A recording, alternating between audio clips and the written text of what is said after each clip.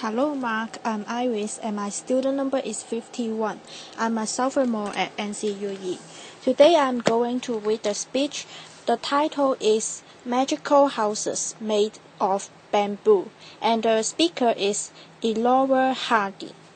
When I was 9 years old, my mom asked me what I would want my house to look like. And I drew this very mushroom, and then she actually built it. Laughter. I don't think I realized this was so unusual at the time, and maybe I still haven't, because I'm still designing houses. This is a 6-story basebook home on the island of Bali. Is built almost entirely from bamboo. The living room overlooks the valley from the 4th floor. You enter the house by a bridge. It can get hot in the tropics, so we make big curving roofs to catch the breezes.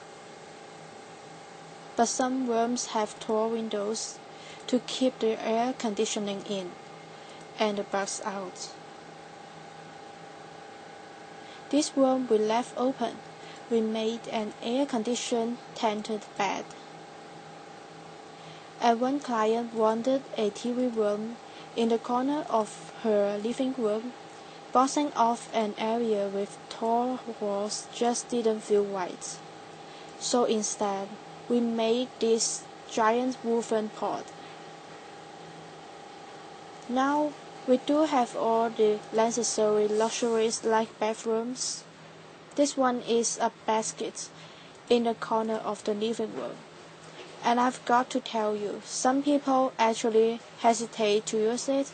We have not quite figured out our acoustic isolation. Laughter. So there are a lot of things that we are still working on. But one thing I have learned is that bamboo will treat you well if you use it right. It's actually a wired glass. It grows on otherwise unproductive land, deep ravines, mountainsides. It lives off the rainwater, spring water, sunlight. And of the 1,450 species of bamboo that grow across the world, we use just several of them. That's my dad. He is the one who got me building with bamboo, and he is standing in the clump of Dendrocalamus asper niger that he planted just 7 years ago. Each year it sends up a new generation of shoots. That shoot, we watched it grow a meter in 3 days just last week. So we are talking about sustainable timber in 3 years. Now we harvest from hundreds of family-owned clumps. Batun, as we call it, is really long, up to 18 meters of usable length. Try getting that trunk down the mountain. And it's strong.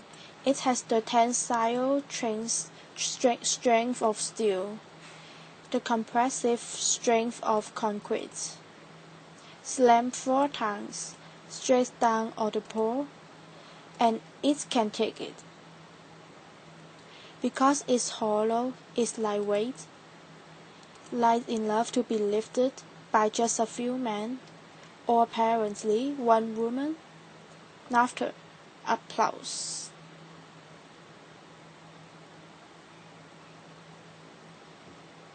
And when my father built Green School in Bali, he chose bamboo for all of the buildings on campus because he saw it as a promise. It's a promise to the kids. It's one sustainable material that they will not run out of. And when I first saw this structure under construction about 6 years ago, I just thought this makes perfect sense. It is going all around us.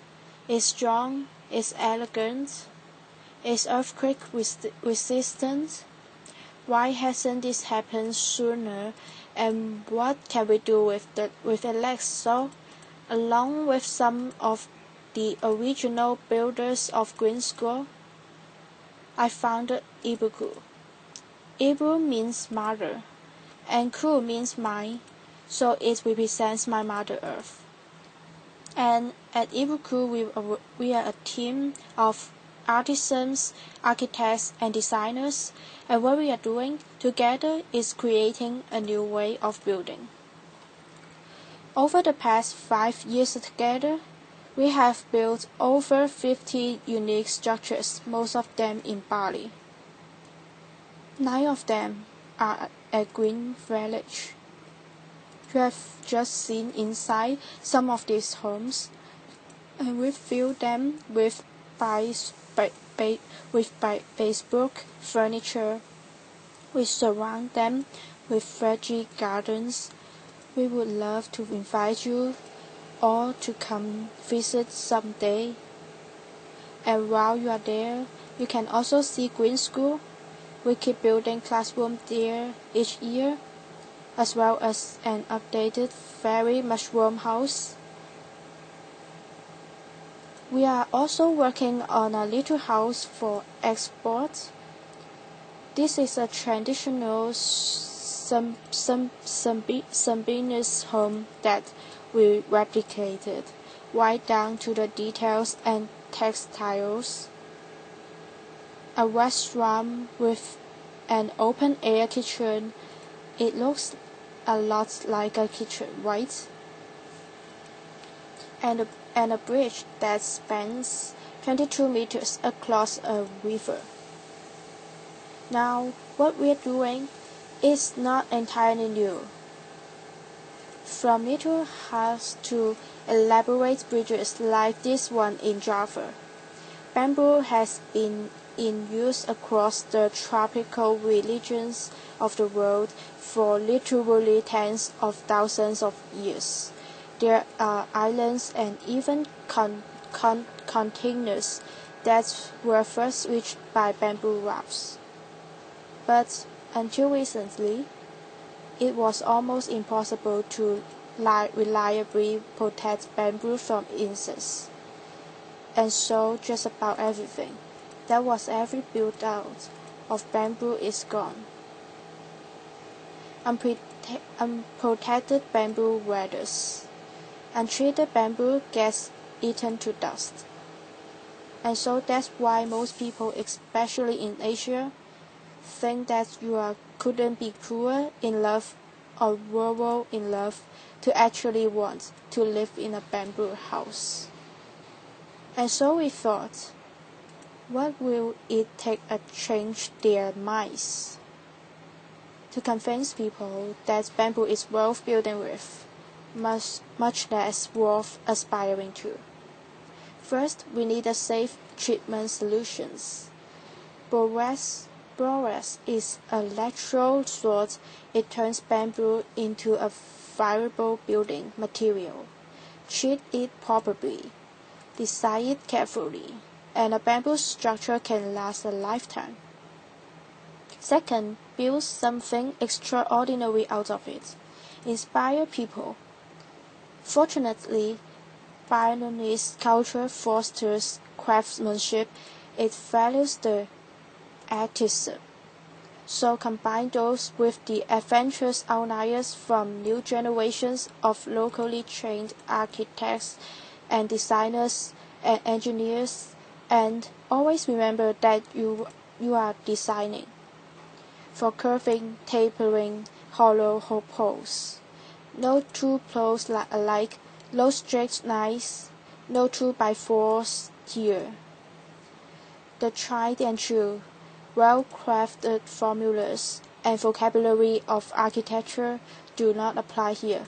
We have had to invent our own rules.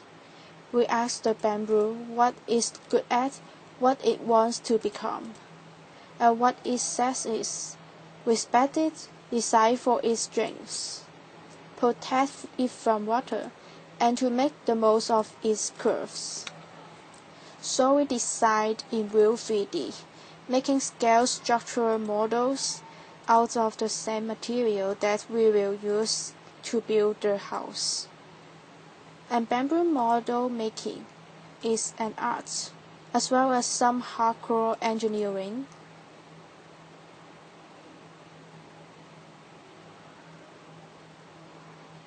So that's the blueprint of the house. Laughter. And we bring it to the site. And with tiny rulers we measure each pore and consider each curve, and we choose a piece of bamboo from the pile to replicate that house on site. When it comes down to the details, we consider everything. Why are doors so often rectangular? Why not round? How could you make a door better? Well, it hinges battle with gravity, and gravity will always win the end. So why not have it pivot on the center where it can stay balanced? And while you are at it, why not doors shaped like teardrops? To reap the selective benefits and work within the constraints of this material, we have really had to push ourselves. And within that constraint, we have found space for something new. It's a challenge. How do you make a ceiling if you don't have any flat boards to work it with? Let me tell you, sometimes I dream of street walk and plywood, laughter.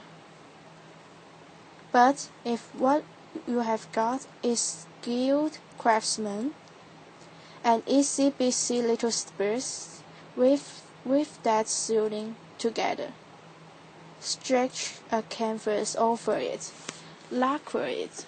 How do you design durable kitchen countertops that do justice to this curving structure you have just built? Slice up a burner like a loaf of bread, hand curve each to fit the other, leave the crust on. And what we're doing, it is almost entirely handmade. The structural connections of our building are reinforced by steel joints, but we use a lot of hand-whittled bamboo pins. There are thousands of pins in each floor. This floor is made of glossy and durable bamboo skin. You can feel the texture under bare feet. And the floor that you walk on, can it affect the way that you walk? Can it change the footprints that you will ultimately leave on the road? I remember being 9 years old and feeling wonder and possibility and a little bit of idealism. And we have got a really long way to go. There's a lot left to learn. But one thing I know is that with creativity and commitment, you can create beauty and comfort and safety and even luxury out of the material that will grow back. Thank you. A pause. Thank you for your listening.